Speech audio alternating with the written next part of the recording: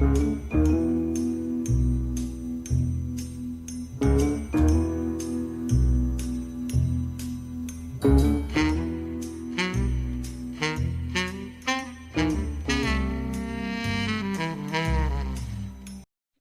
Multiverse listeners, and welcome back to Beyond Your Radio, Unknown Sundays. It's time to talk about a band, an artist, or something in the music multiverse. It might be relatively unknown, maybe not discussed in completeness, or do a little something like I did a couple of weeks ago, but that might be something that our listeners, our watchers, collectors, want to look up, research, find a new rabbit hole, something to grab onto, a little bit different, something they haven't heard or maybe they hadn't thought of in a while.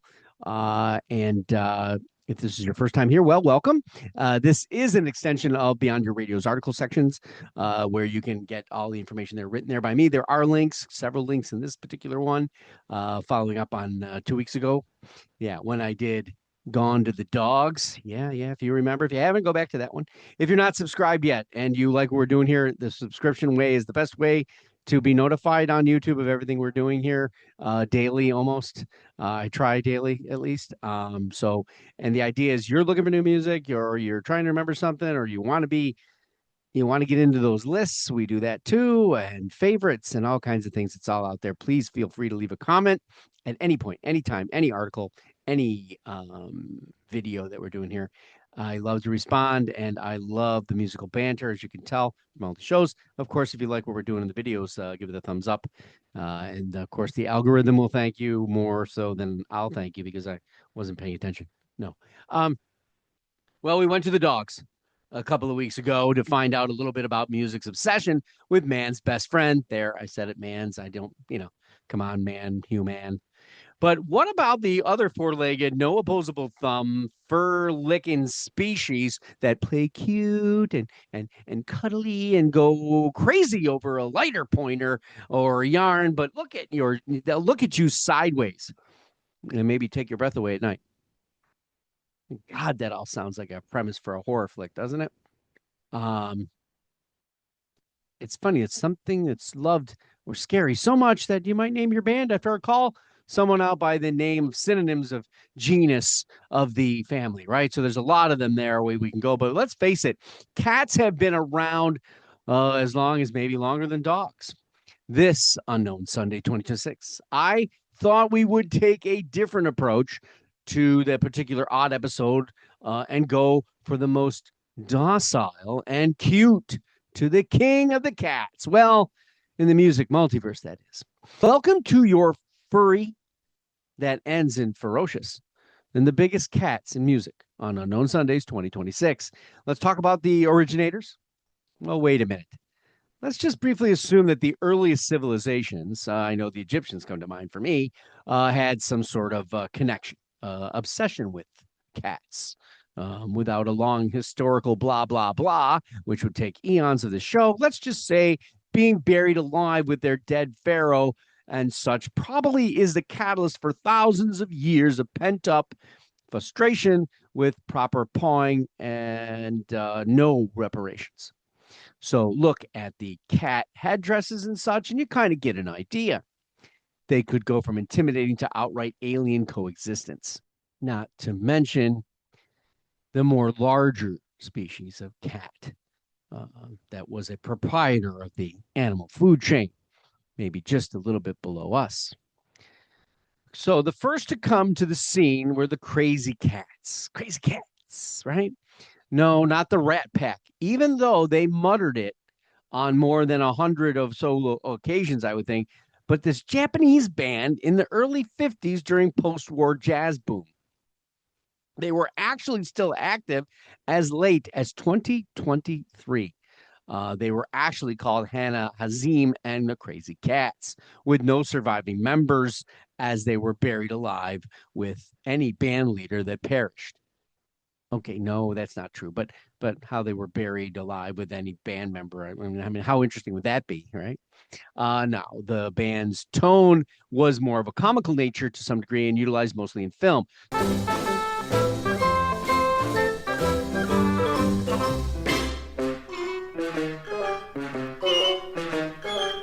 ちょいと一杯のつもりで飲んでいつの間にやらはしご酒気がつきゃホームのベンチでゴロめこれじゃ体にいいわきゃないよわかっちゃいるけどやめられねあほれスイスイスイだららったスラスラスイスイスイ So technically, the discography is, well, something that will escape most music collectors. Don't get me wrong. I could go and see pictures of the albums, but our friends at Discogs have no such albums in anywhere that you can purchase. I believe when I was clicking to get pictures to utilize for the article section, I was maybe on eBay. They might have been. I don't know. But if you like what you're hearing, it's great. But the late 1940s, we get Sinatra and the Rat Pack, and probably the inspiration behind These Crazy Cats. And then maybe it rebounded in the name and into the vocabulary of jazz culture. I'm playing with these crazy cats. You got to see these crazy cats. So a fine place to start on our journey into the wild musical world of cats. So before we go any further, let's utilize the least known slang synonym for cats before we get into the wild and the profane. Grimalkin. Yes, another word for the gray cat.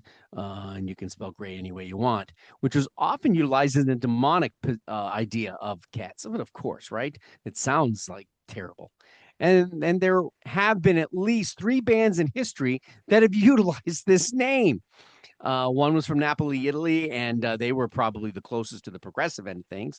Then there's this one was the name, same name, but the archetype was kind of a bit more aggressive in maybe an electronica, industrial, but I can't find where they were actually from, as well as a 2015 band of the same name that went on a metal realm. However, when looking up this particular cat, we do find a record label utilizing the name. And that record label, Richmond, Virginia. Yeah, a real hotbed of, explorative music. Is it sarcasm? Well, maybe it is. The record label notes themselves as directed mostly toward mentoring and supporting the queer or trans musicians, particularly the BIPOC and disabled artists, using an artist-centered, like a holistic approach to break down those barriers and create new systems and structures that would support them. And you got to give kudos to that, right? It's a marginalized voice in some instances. The label takes 25% of the digital take. And the 75% goes to the artist. So that's not bad, although what I know about a record contract. But it just seems like that's a cool thing, and that was according to Bandcamp when I looked. So what musical aptitude do we have here in this more underground label? I checked out 3 just to get. So AC Repair School, which was from Brazil, that was very abstract and production-oriented noise, distorted instrumentation, and an augmented foreign language vocal. I assume maybe Portuguese, but the sound didn't help me continue, really. On to Sin the Siege, a black bi artist that's genre immersion takes kind of pop, hip hop, and an underlying raw, soulful tone to the music and lets it kind of linger and loop in your ear. That was sort of interesting. The songs are short against common things, so it felt to me like somehow these were direct incarnations of thought or situation or comprehensions.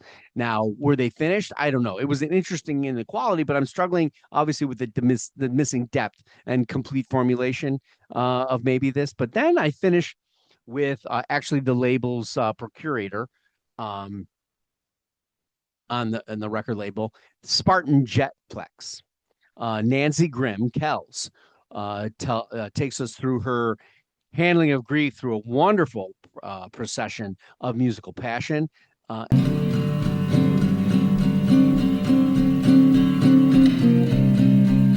Take me easy, soft and slow, going through nature's flow.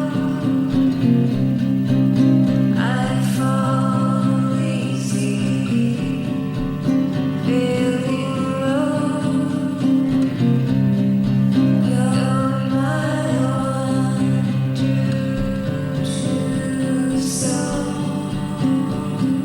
simplicity. Yes, again, we're a bit short in the delivery here.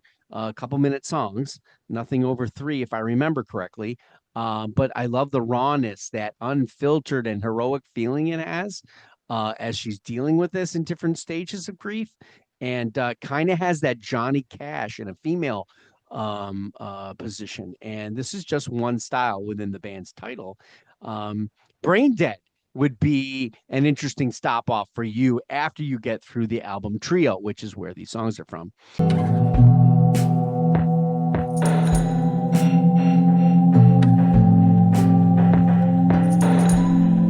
I don't wanna die all alone. I'm on fire. My soul has flown. I don't wanna try feeling on my own. As it showcases an interesting production option in a lo-fi, not so shoegaze dilemma. Anyway, something for you gray cats out there as we finish that part, right? There are all kinds of album covers that are probably nostalgic, ingrained into your memory, maybe. I'm sure Joni Mitchell's Taming the Tiger comes to mind, Carly Simon's Ridiculous Tapestry. But then there's what about the Claxons? Surfing the Void. Do you remember the British indie rock band? It had a huge single called Echoes. This album was definitely a step up from their debut for me, sure, but they would eventually be buried in their own little litter box. Sorry, not sorry. However, my favorite is Henry Mancini. What? Yes, Pink Cat music, baby, and the automatic memory, that instant. It's the coolness of one of the best cats ever in the animated realms, the Pink Panther. Now, that's a nostalgic cat with an equality, a nostalgic music creative moment, and Mr. Mancini delivered. And he delivered a lot. He was the biggest cat music at that point, for sure, and for quite some time. But then there's also some interesting ones, like Wilco's Star Wars. I figure Star Wars, your immediate mindset is not a cat, a nice white cat painting. However, that is the album cover for Wilco, and Jeff Tweedy states the reason for that is in the studio, which they were in the studio for quite some time doing this record, and all these times, it finally just came to pass that why don't we use that as an album cover? And then there's a big cat that's my immediate go-to album cover of memory, and one I immediately associate, which might be different than most people. My Name is Buddy. No, not the elf. Come on. Ry Cooder. My Name is Buddy, an exceptional Americana record with a twist, as only Mr. Cooder is capable of. This was the middle part of the socio-political Heartland trio of records he did, and I still think which remains one of my favorites to this day. This one revels in the lyrical content more. It's like a bare bones soul of the working man. Cats on covers to also check out as I was going through this that I really would like you to experiment and find, if you will, and they have something to showcase. I'll just give you a few here. So Edie Brickell and the New Bohemians, Shooting Rubber Bands at the Stars. This was 1988, pre-grunge, and it's not grunge associated with kind of hippie stuff, and that was the album that had What I Am Is What I Am. Mitski, that's this year. Nothing's About to Happen to Me. We did an album review of this record this year. Really good record. Pussy Plays. Now you're thinking I just said that, and you're thinking, well, modern day. No, this is actually 1969. It is in the psychedelic surf realm.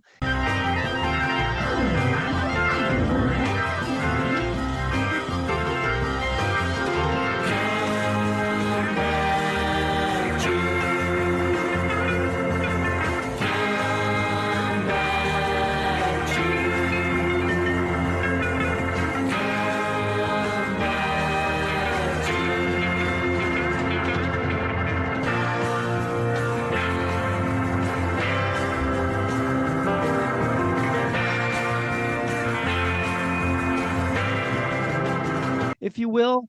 Really good record. And then actually, there's another one I think that they returned to. It might have been Found Music, and that was later released in the 2020s.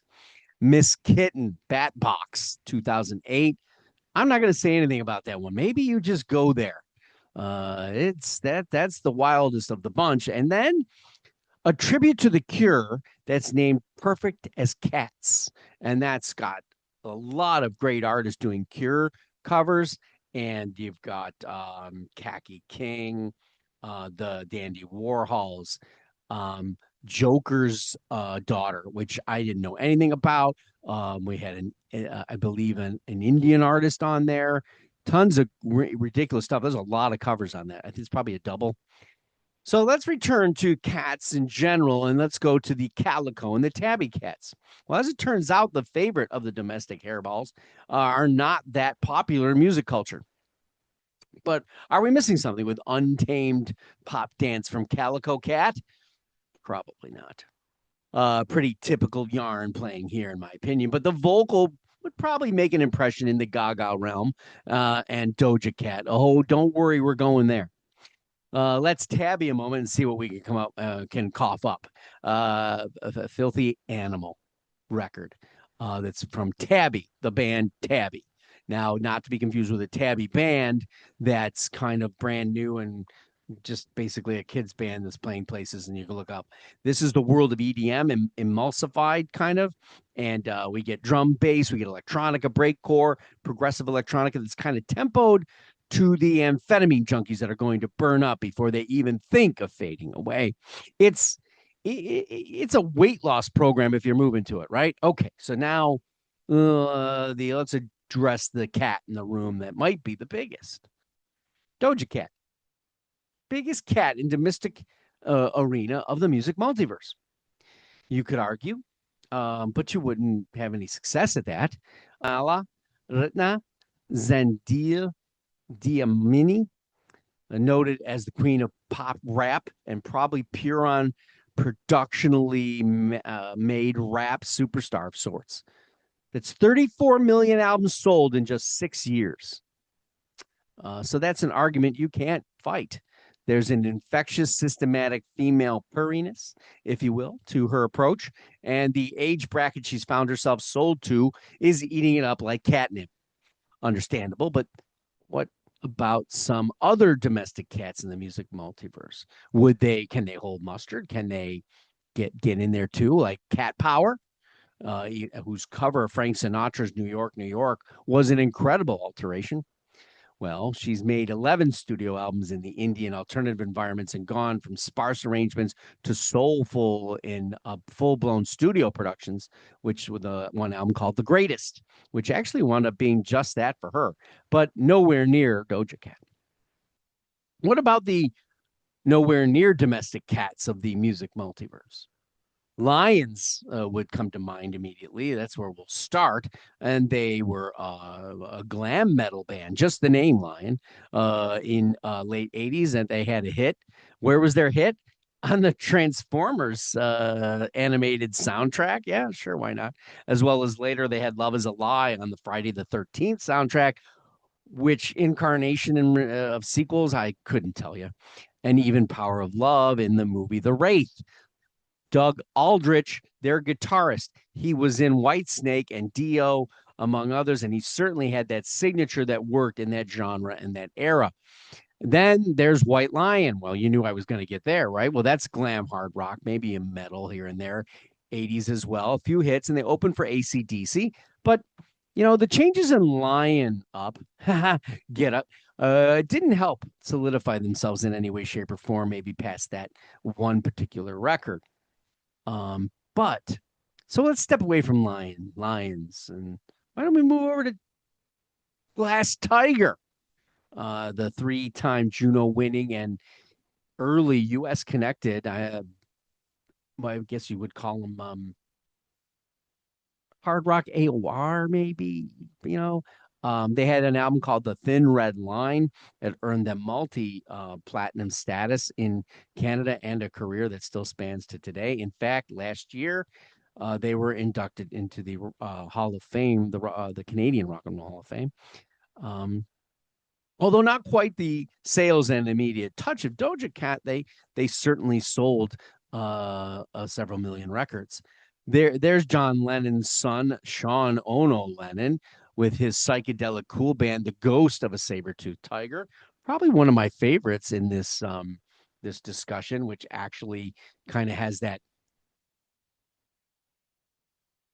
progressive psych. And obviously that led him to Les Claypool and their delirium that they have now, which is really cool. And then we can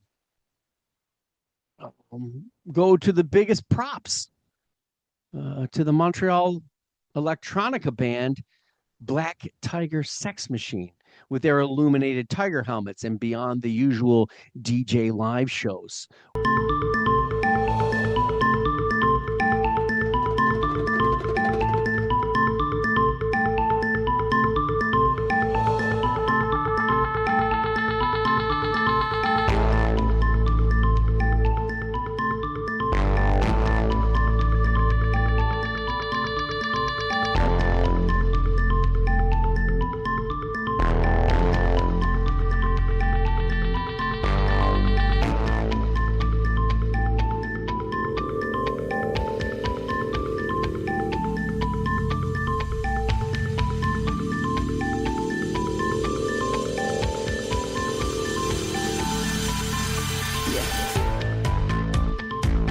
Which were a spectacle. The band is worth over, I think it was several $100 million. No, maybe it was like 16 million or something of that nature. I'm getting ahead of myself. Um, but that's an interesting sound and stuff that you could go to. And while their species is not going to touch the pinnacle of record sales of that Doja Cat, musicality, the perceptions, and the weaving of electronic bass and pumped EDM and drops, as well as Deadpool worthy dubstep, is sort of extravagant. But who is the biggest cat in the music industry? Have you guessed it yet? Have you been thinking about it since I started this show? No, it's not Cat Stevens, although that's a nice mention and harmonically invaluable to the kitty culture everywhere. Speaking of kitty culture, what about that female alternative groove metal band from London, Ontario? You remember Kitty? Oh, that was like 1999. And that album Spit, that sold 500,000 copies. And for a band of that nature, all female, one of the greatest in total sales. And they were up against people like Slipknot, Godsmack, Dillinger Escape, I think Typo Negative, and the great Static X at that time. But no, it's not them, and you already knew that, even though it sold what it said. But which is up there in the rank of all. But what about Cats in Space? Fantastic choice too. I hear you, Pete Pardo, and Sea of Tranquility, guys. It's fantastic rock fusion, we'll call it. Terrific band. There's lots to explore there, but it's not them. If you've not heard them, it's time for you to listen to them. You put your kitty cat headphones on and enjoy. No, it's not anything with a cat in actuality that gets us to this. Although I guess you could argue that Kiss kind of looks like a bunch of cats to some degree or another. So if you were thinking it was them, it's not. And if you thought I was going to say Kiss and put them out that pedestal, well, you don't know me that well. It's who you should have thought it was at the very beginning. Panthera pardus is our champion here, and it's not even close. The extant species of cats is officially called a leopard, and this is Def Leppard. No, it's not spelled right, but you know what the intent is. And there's where I land to give you the biggest cat in the music industry. Their rock legacy, rock and roll Hall of Fame status is followed by an exclamation point of over 100 million albums sold worldwide, tours that are sold out in every and any country, stadium in the world, number one Billboard hits that went on and on forever to the point of I wish they weren't pouring sugar on anything, a catalog that will remain in rotation and memory for ages to come, and to appreciate the clickbait studio production and pop rap dance of Doja Cat will have been left in a cage or maybe even stuffed and under glass by that time. But these British metal pop metal rockers, if you were, are standing on the pride rock of the music multiverse when it comes to our obsession with cats as the biggest cats in music on Unknown Sundays 2026. Next, Unknown Sunday, we're finally going to talk about that strange animal, as it just seems fitting after this episode, even as he ventured out into the sticks. We're on the web at beyondyourradio.com, Facebook, Twitter, Instagram. Yeah, drop it on TikTok. But the YouTube thing is the biggest thing we got here. We got articles, videos, podcasts, all about albums, bands, artists, anything we can get our hands on. Go Beyond Your Radio with us, a real music appreciation channel. As always, thanks for watching and happy listening.